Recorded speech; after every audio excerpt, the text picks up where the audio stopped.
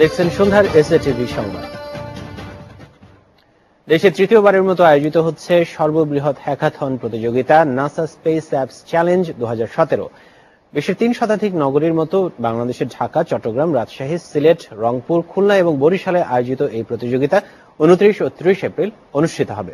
দুপুরে Bangladesh association of software and information services basis আয়োজিত সংবাদ সম্মেলনে এই তথ্য জানানো হয়। নাসা স্পেস অ্যাপস চ্যালেঞ্জে আঞ্চলিক পর্যায়ের বিজয়ীরা চূড়ান্ত প্রতিযোগিতায় অংশ নেবে।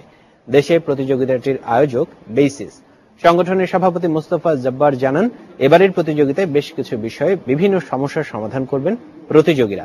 একক ও দলবদ্ধভাবে নিবন্ধনের মাধ্যমে যে কেউ নাসার এই প্রতিযোগিতায় অংশ নিতে পারবে। এজন্য আগ্রহীদের আগামী 5 এপ্রিলের মধ্যে বেসিসের স্টুডেন্ট ফোরামের ওয়েবসাইট থেকে নিবন্ধন করতে হবে।